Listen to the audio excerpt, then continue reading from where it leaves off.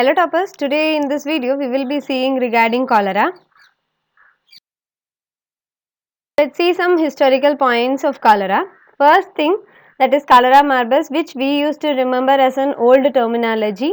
It had been used in 19th and early 20th century for both the non-epidemic cholera and other GIT diseases which had resembled cholera.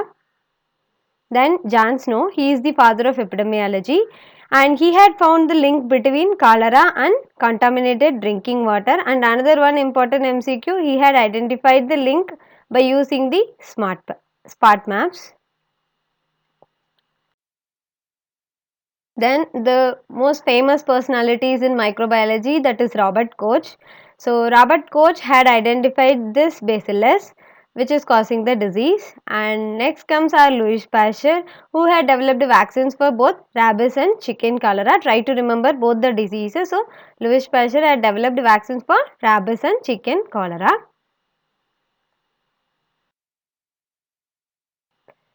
Then the causative organism of cholera, that is Vibrio cholerae. Then the incubation period, it is from 24 to 48 hours. And let's see the mode of transmission. It is through fecal-oral route, contaminated food or drinks, or direct contact.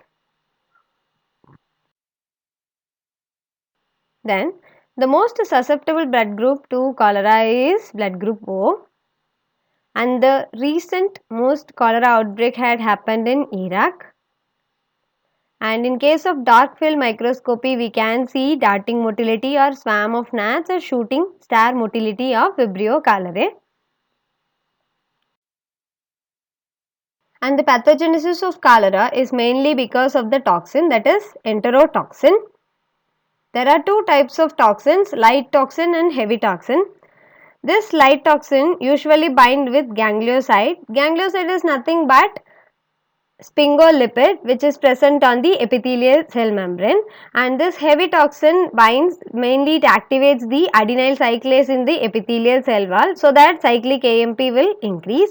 So because of increased cyclic AMP, there will be outpouring of isotonic fluid in the lumen of intestine, which is leading to the rice water stools of cholera. So try to remember this toxin and the action of both the toxins. Let's see the types of cholera. Classical biotype, then ELTOR biotype, and the serotypes Ogawa, which is most common in India, then Inaba and Hikojima. So the main thing you have to remember is recently ELTOR hybrid subtype has become most common in India.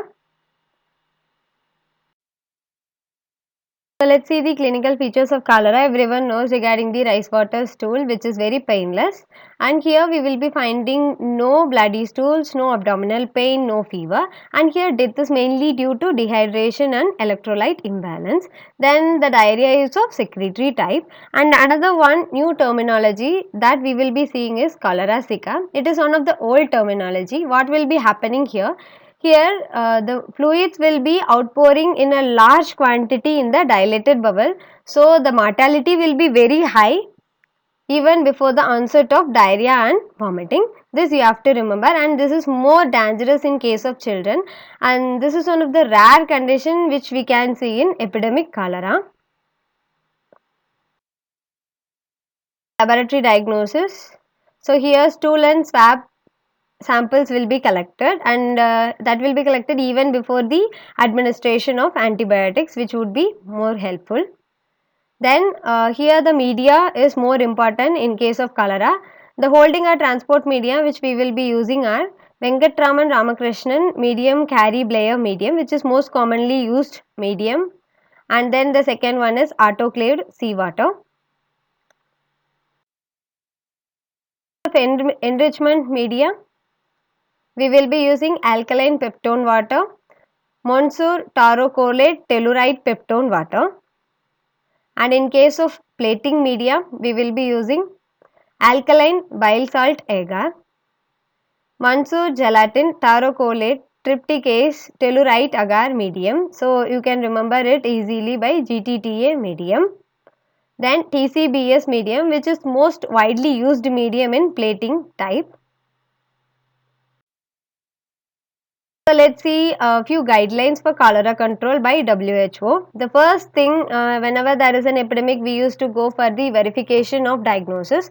So that is the most important thing. How they will verify the diagnosis? Let's see. Here they will be identifying Vibrio cholera in stools of only few patients, which is sufficient. And there is no need to culture stools of all the cases or contacts we are having. Then the next step, usual, after verification of diagnosis, we have to notify regarding the disease. So cholera is considered to be a notifiable disease locally, nationally and internationally to prevent the spread. So here, according to international health regulation, there is a rule that if in case of India, if we are finding any case of cholera, we have to inform to WHO within 24 hours, and we have to send the daily report and weekly report if there is any epidemic. Then the area is declared free of cholera when twice the incubation period has elapsed since the last case. Like after the development of last case, if there is no cases for the twice the incubation period, then the area is declared free. We will be going for early case finding through aggressive case research, that is more important. We have to establish the treatment centers, which we had seen in COVID condition also. We used to search for the cases, and we had established treatment centers. And here in case of cholera, the first line of treatment is rehydration therapy through ORS, oral rehydration solution. Then adjuncts to therapy, if there is when vomit is getting stopped, we have to go for only antibiotics.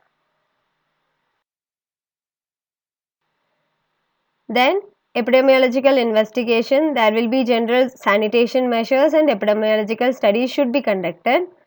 And in case of sanitation measures, we have to go for water control, excreta disposal, food sanitation and disinfection.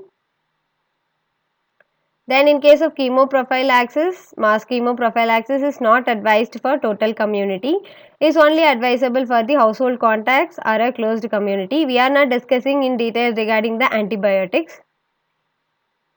And then comes vaccination, and then comes health education, which is considered to be the most effective prophylactic measure. So these are all the guidelines for cholera control by WHO. So try to remember regarding the international health regulation regarding the notifiable diseases. I will be saying regarding that in the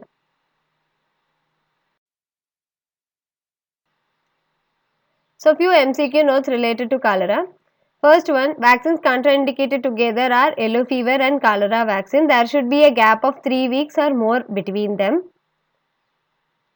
Then, who is considered as father of public health? There is no personality. It is a disease condition, that is cholera.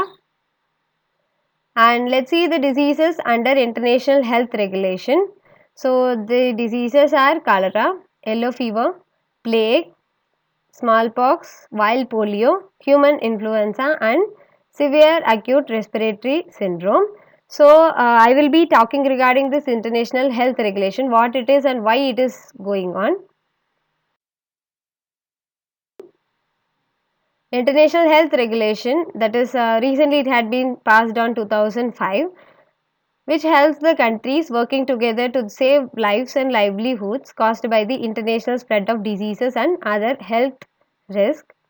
So first it was established in 1969. That time they had asked to involve 6 serious infectious diseases. Those are cholera, plague, yellow fever, smallpox, relapsing fever and typhus. But after broadening in 2005, they had included all the existing new and re-emerging diseases. Even they had included emergencies caused by non-infectious disease agents.